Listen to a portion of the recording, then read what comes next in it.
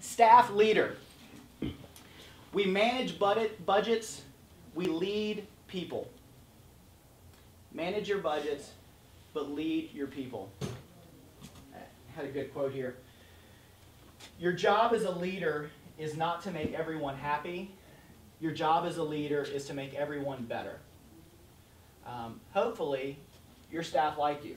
I hear horror stories of people, wide directors who blow up on people and they yell and they scream and their staff are intimidated and they're bullies.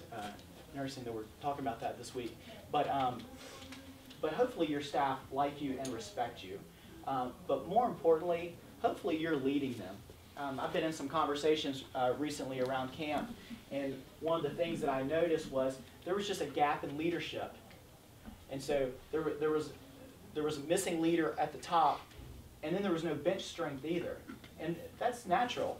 If someone's not a good leader, they're not investing in that next generation. And so please invest in yourself. Go to trainings, read good books, talk to people, sit at dinner, ask questions, ask more questions than you give answers.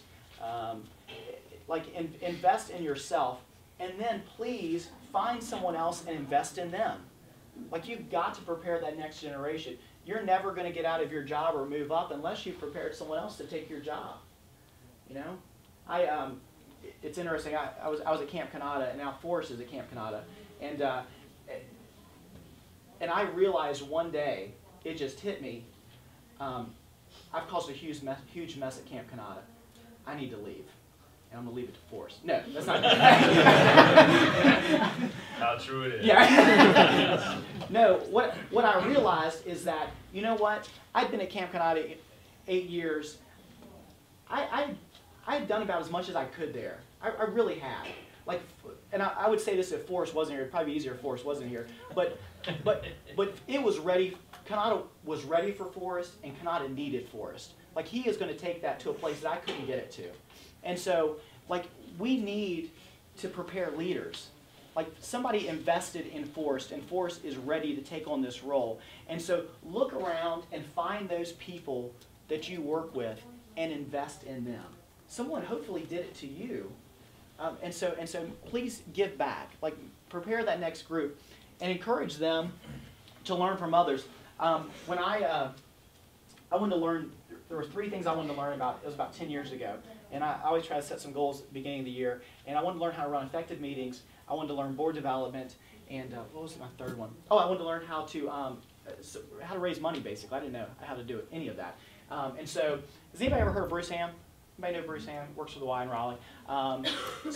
He was I went to him and I said, I want to learn how to run staff meetings.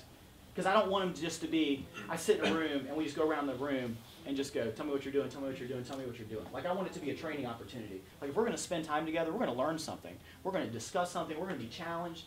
And so I went to Bruce and I was like, Bruce, I want to run effective meetings. He was like, come to my staff meetings. We're going to meet and talk. And I was like, fantastic. So I did that. I was like, I want to learn how to do board development. Who do I go talk to?